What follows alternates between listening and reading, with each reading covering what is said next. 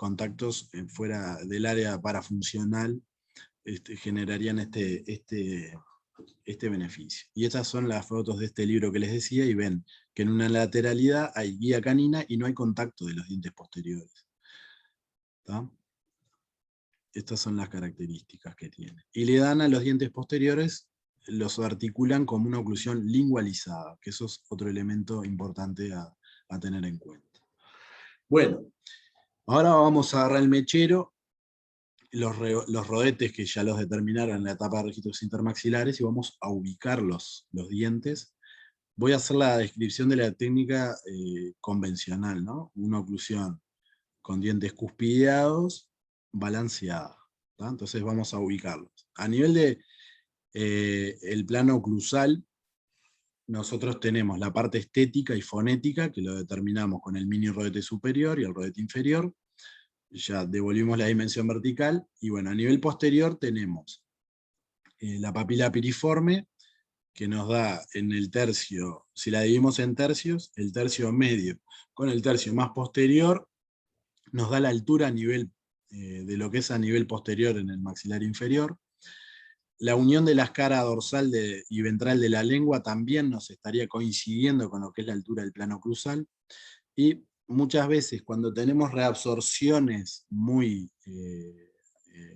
incrementadas o acentuadas, muy desfavorables, tendemos a acercar el plano oclusal de los dientes posteriores al terreno, porque eso nos genera menos resultantes en el plano vertical, y es bastante más favorable.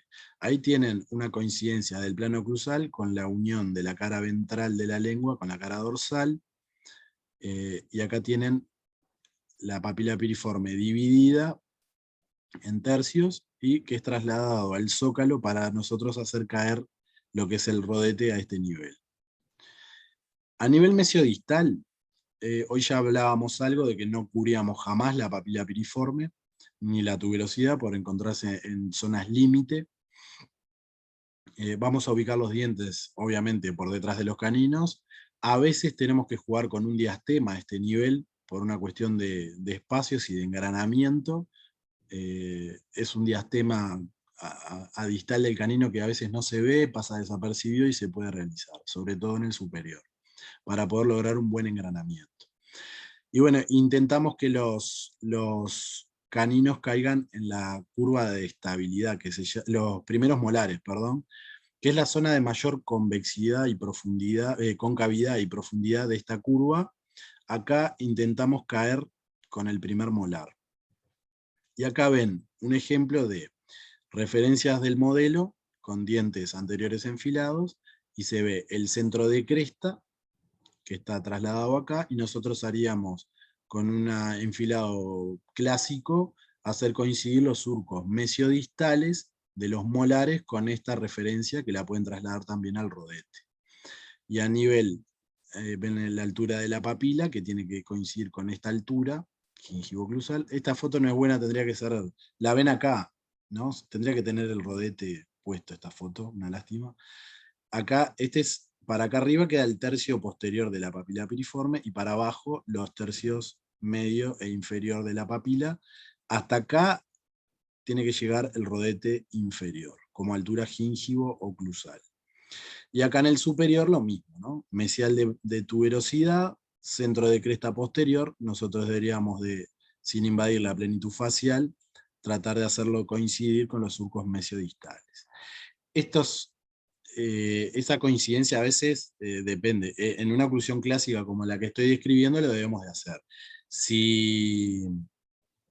¿Qué es esto que venía ahora, no? Hacer coincidir eso. Tenemos otras referencias también. El centro de cresta, que está marcado en amarillo, y después la línea de Pound, que es esta línea verde que se ve acá, que va del lingual de la papila piriforme a mesial del canino. ¿tá? Nosotros no deberíamos de colocar los dientes posteriores invadiendo esta zona hacia el lingual, porque estaríamos interfiriendo con el espacio funcional de la lengua. En verdad, Pound, si ustedes van al artículo real, describe un triángulo acá, se llama triángulo de Pound, y los dientes deberían de caer dentro de ese triángulo. Pero bueno, habitualmente en la cátedra siempre le hemos llamado línea de Pound, y es esta que está en verde. Y después, si no, tenemos lo que les estaba diciendo con la diapo anterior, el criterio piezográfico. Recuerden, nosotros tenemos poca posibilidad de seleccionar este ancho en los dientes que elegimos. Esta es una piezografía bastante gruesa, pero lo ven, se conforma un rodete que es obtenido a nivel funcional, que ya van a ver cómo se realiza, se hace una especie de encofrado con unas llaves de yeso o de silicona, que nos determinan ese espacio funcional, y nosotros debemos cerrar estas llaves a través del desgaste de los dientes posteriores para que no invadan ni vestibular ni lingualmente a las estructuras de los tejidos blandos. El criterio piezográfico también se puede obtener de manera simplificada con la inyección de, esto es alginato, se inyecta alginato en boca y se le hace decir unos fonemas específicos al paciente, y se obtiene una línea de enfilado para los dientes posteriores que es trasladada al modelo, que acá lo pueden ver la comparativa. Este es el centro de cresta, y la línea de enfilado, por lo general, está más a vestibular, como ven acá, que el centro de cresta. Por eso a veces el criterio mecánico no tiene nada que ver con un criterio funcional como es la piezografía. Esta prótesis es obtenida a través de una piezografía simplificada, y como ven, se le pone silicona arriba de la prótesis y se le hacen hacer los distintos fonemas al paciente, y ven acá esa línea de enfilado posterior, cómo coincide con los surcos mesiodistales de los dientes posteriores. Esta es una foto que me encanta porque muestra bien eso que ustedes deben de conocer. Muchas veces en la piezografía pura, la técnica pura y dura, estas superficies de los dientes posteriores las desgastamos a través de la referencia de la llave lingual, para que no nos interfiera con la movilidad de la lengua y el espacio lingual. ¿Se entendió eso? Espero que sí. También en esta ubicación de los dientes, el factor estético es muy importante. Muchas veces, a la hora de enfilar los dientes, nos queda este triángulo acá, que a veces se ve negro por las sombras de la boca, que se le llama corredor vestibular. Nosotros buscamos siempre un equilibrio en esto, que no esté ni muy invadido, porque si no la boca aparece llena de dientes, ni muy cerrado el arco a nivel posterior, porque nos genera ese triángulo negro muy feo. Nos da el aspecto de eh, eh, maxilar endognásico, no sé cómo llamarle. Nos afecta la estética. Entonces ahí tienen que buscar, primero con la conformación del rodete, que nos quede bien, y después, respetando ese corredor que nosotros diseñamos, ubicar los dientes a medida que vamos enfilándolos cada uno. Recuerden, corredor vestibular es este pasaje que se ve acá, del canino hacia atrás, es este espacio que se ve entre la comisura y los dientes, la superficie vestibular de los dientes. Tiene que existir, no puede estar ausente. Bueno, de enfilado y articulado, de cómo nosotros ponemos cada uno de los dientes en las placas de articulación, no voy a profundizar. Existen todas estas técnicas, Loster y Gel, bueno, las encuentran en los libros. En general nosotros no nos altera mucho el orden de los dientes que lo vamos colocando. Sí hay que ser ordenado a la hora de trabajar, pero esto tiene más que ver con la parte de laboratorio. Ojalá a alguno de ustedes les guste hacerlo, porque aprenden muchísimo. Pero bueno, en general podemos dividir, recuerden, que lo vieron en el teórico de estética, lo van a ver en el de prueba en boca, que viene después de este. Primero a veces enfilamos los 12 dientes anteriores, y después ponemos los dientes posteriores. O sea, enfilamos los dientes anteriores, hacemos una prueba en boca, y chequeamos que la selección de dientes sea la correcta, y después pasamos a enfilar los dientes posteriores para hacer una prueba en boca completa con todos los dientes enfilados. Y después tenemos el último punto, que es el equilibrado oclusal. El equilibrado oclusal ¿se acuerdan? Era el objetivo que buscábamos con la fórmula, manejando los conceptos de Thielemann y de Janot, manejando todos los 5 puntos que vimos. Buscamos obtener ese equilibrio, tanto en relación céntrica como en las distintas excursiones, tanto laterales como propulsivas, buscando un respeto por las estructuras anatómicas y un respeto por la funcionalidad del paciente.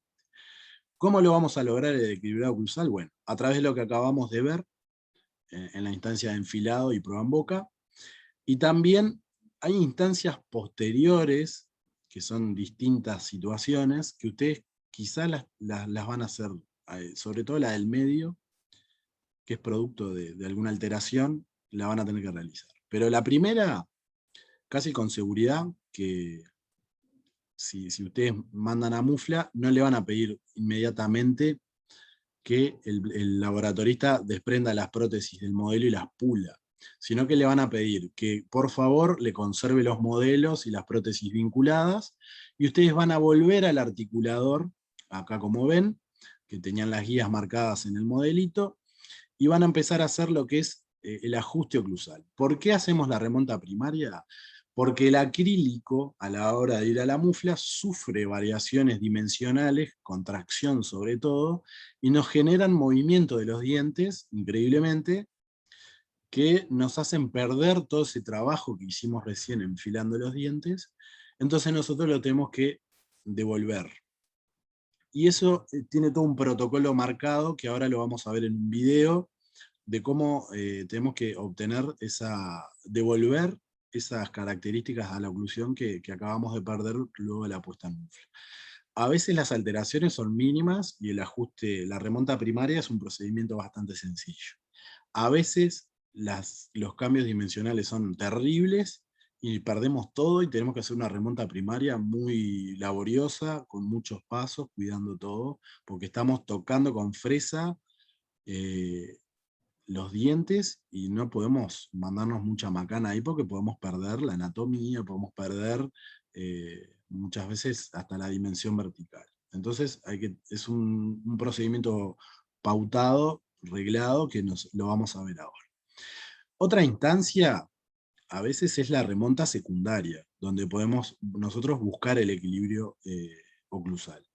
Y acá, como ven, son las prótesis de un paciente montadas directamente, sin modelos, en el articulador. Esto con seguridad sea prótesis nuevas, donde no sobrevivieron los modelos a la puesta en mufla, y nosotros las mandamos pulir, y luego que las instalamos en boca, tomamos un nuevo registro con arco facial y de relación céntrica, y volvemos al oclusor a montar las prótesis para hacer nuestro ajuste oclusal. Porque las dimensiones del acrílico siempre se dan. Y nosotros debemos de chequear que esto esté correctamente, y necesitamos hacer un ajuste en el articulador, que siempre es mucho más sencillo que hacerlo como acá abajo en boca. En boca está la saliva, está la lengua, no vemos bien porque están las mejillas y los labios, entonces a veces se dificulta bastante. De todas maneras, el ajuste oclusal en boca lo vamos a realizar siempre también. Así sea en el periodo de instalación, que ya van a ver en qué consiste eso más adelante en un teórico específico, o en un control de un paciente que viene a controlarse sus prótesis, podemos chequear que la oclusión esté adecuadamente. La remonta secundaria, que me olvidé decirles esto, también puede ser parte de una instancia de control periódico. Un paciente que viene con una oclusión que a nosotros no nos gusta, el paciente se queja de falta de retención, de estabilidad de la prótesis, y a veces es por la presencia de interferencias oclusales. Entonces nosotros, yendo al articulador a través de este procedimiento de remonta secundaria, podemos mejorar muchas veces lo que son las características de la oclusión.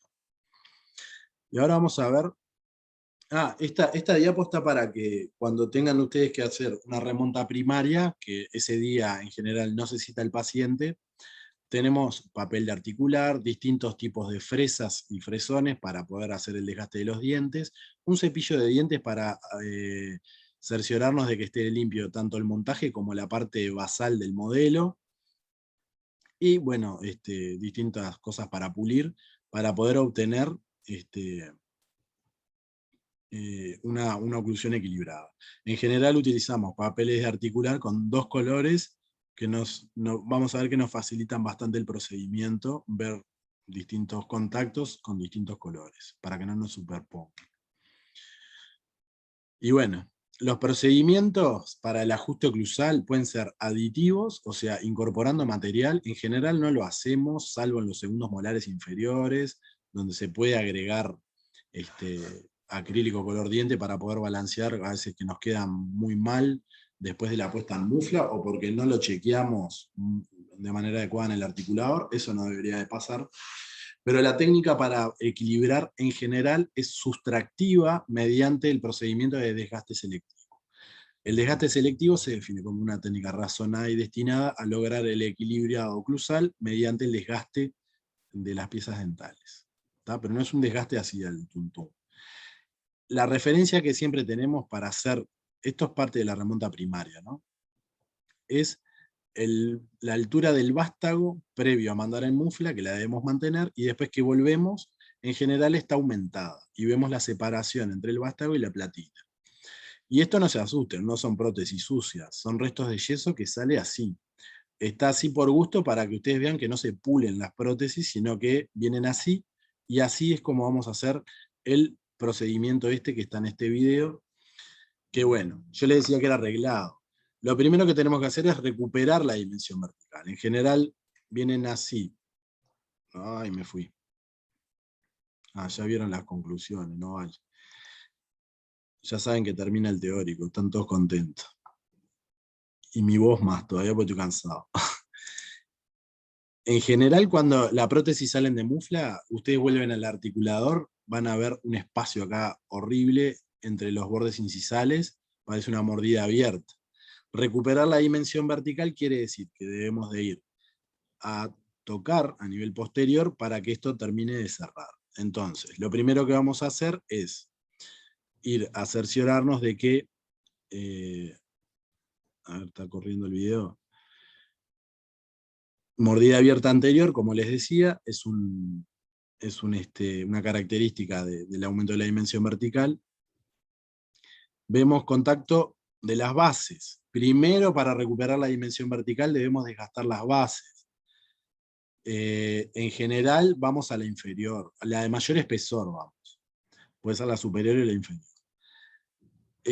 Hay casos extremos donde esto sigue tocando. Nosotros vamos a empezar a desgastar. No podemos perforar la superior porque perdemos el sellado periférico y la prótesis se cae. Entonces, a veces tenemos que hacer escotaduras a nivel de la papila.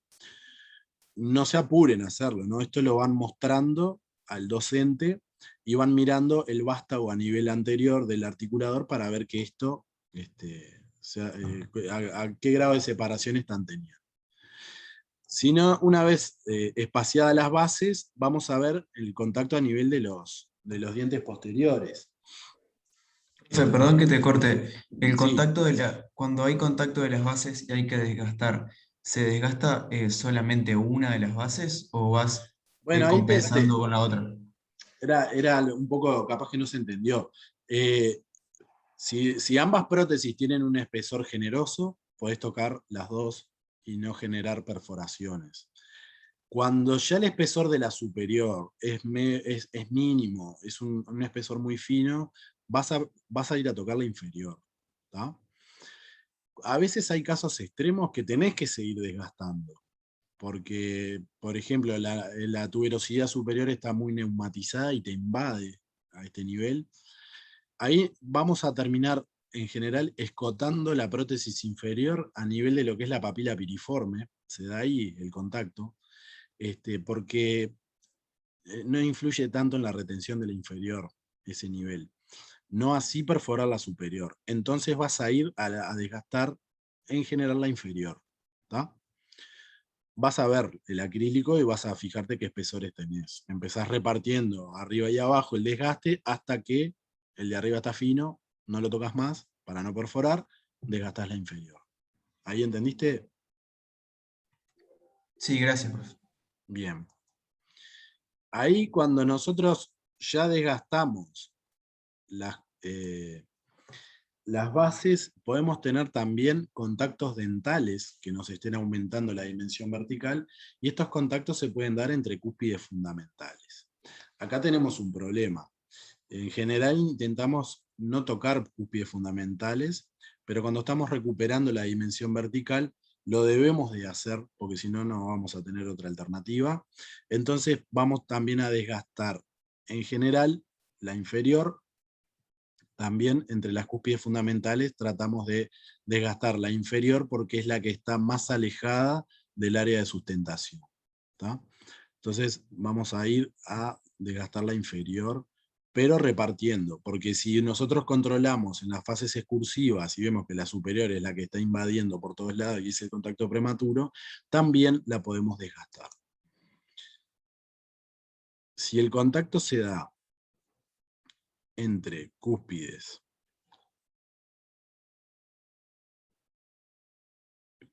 fosa, vamos a priorizar desgastar la fosa también, con el mismo criterio. Si la cúspide nos interfiere en las excéntricas, vamos a tener que tocar la cúspide fundamental, pero en general vamos a tocar la fosa. En oclusión máxima vamos a buscar equilibrio. ¿Se acuerdan las características de oclusión balanceada? Contactos bilaterales, simultáneos y simultáneos. No puede haber un contacto muy excesivo de un lado y que del otro lado sea un contacto leve. En oclusión máxima tratamos de distribuir bien esos contactos. ¿Tá? Buscando, ahí ya está recuperada la dimensión vertical. En oclusión máxima no hay contacto anterior, hay ausencia de contacto anterior, no hay contacto con la base ni con la cara palatina de los dientes superiores. ¿Tá? Y hay contacto de cúspides fundamentales inferiores. A ver que se quede quieto esto, ahí. ¿Tá? En oclusión máxima va a haber contacto de cúspides fundamentales inferiores, que son las vestibulares, y las palatinas superiores, que están ahí, ¿no? Los contactos bilaterales en oclusión máxima son fundamentalmente cúspide fosa. Las fundamentales son las inferiores vestibulares y las palatinas superiores. Y después vamos a ver que en las lateralidades, ya termino, es el video y ya terminamos. En las lateralidades tenemos un lado de trabajo, ahí van a contactar el canino y las cúspides no fundamentales superiores, vertiente interna, contra la vertiente externa de cúspides fundamentales inferiores. Ahí vamos a priorizar desgastar la vertiente interna de las cúspides no fundamentales superiores. Esto parece así, dicho así, parece un trabalengua. Pero cuando ustedes se lo aprenden, lo pueden hacer con su propia mandíbula y sus propios dientes, buscando los contactos, lo aprenden, después les va a salir solo. Pero siempre ayúdense con los docentes. Acá es del lado, cuando hay una lateralidad, obviamente la mandíbula se desplaza hacia un lado, hacia el lado que se desplaza hacia el lado de trabajo, hacia el lado opuesto es el lado de balance. Por lo general, acá se enfrentan también cúspides fundamentales, vertiente interna de ambas cúspides fundamentales. ¿Cuál priorizamos? Desgastar la inferior. Sí, la inferior. Recuerdan que es la que está más por fuera del área de sustentación. Siempre y cuando no sea un contacto de contención céntrica en relación céntrica, porque no lo podríamos modificar. No lo podemos perder. Y después nos quedaría lo que es la propulsión, que viene ahora. La propulsión vamos a tener contacto de los bordes incisales cuando llega al borde a borde, y vamos a tener a nivel posterior, ahí tenemos los contactos de los bordes incisales. Si el contacto se da de manera prematura en la cara palatina de los superiores, podemos tocarla, pero en general no tocamos los bordes incisales de los superiores porque podemos afectar la estética. Vamos en general a tocar los bordes incisales inferiores. Y después a nivel posterior se nos van a estar enfrentando cúspides fundamentales superiores y no fundamentales superiores contra las fundamentales inferiores, respectivamente. Son las vertientes propulsivas que las conocen. Son las vertientes que miran hacia distal en el superior y hacia mesial inferior. Por lo general vamos a tocar las vertientes propulsivas de cúspides no fundamentales, o sea, cúspides vestibulares, vertientes propulsivas de las cúspides vestibulares superiores, y las vertientes propulsivas, que son las que miran hacia mesial, de las cúspides no fundamentales inferiores. ¿Tá? Harto trabalengua les hice, pero lo van a entender. A la larga se entiende esto. Y del lado lingual, como les decía, las vertientes propulsivas son las que miran hacia mesial en el inferior, que es cúspide fundamental, perdón, que es cúspide no fundamental, con la vertiente, a ver, ya me empecé a entreverar yo, con la vertiente de cúspide fundamental, la vertiente propulsiva fundamental de la prótesis de los dientes superiores. Lo dije bien.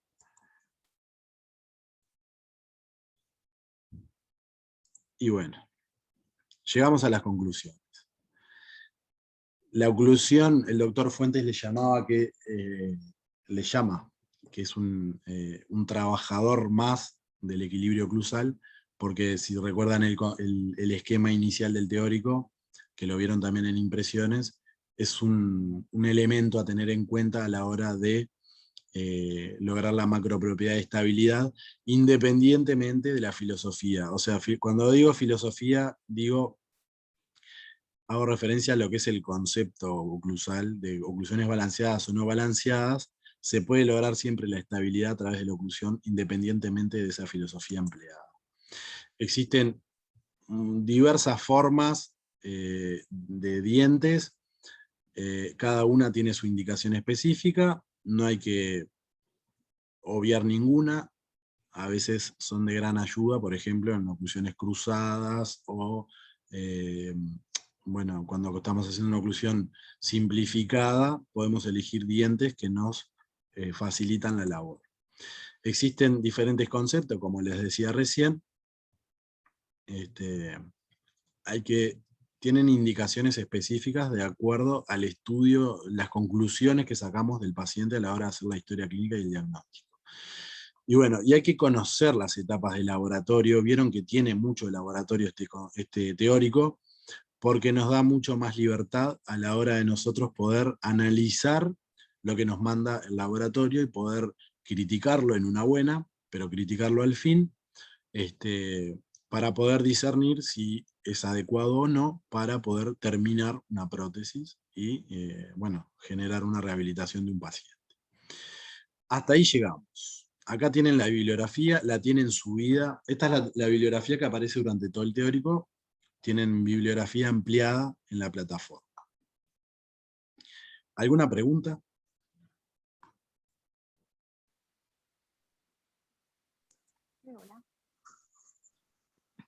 No, ninguna. Por mi parte no. No, claro. Bueno, muy bien. Gracias. Vamos a dejar de compartir.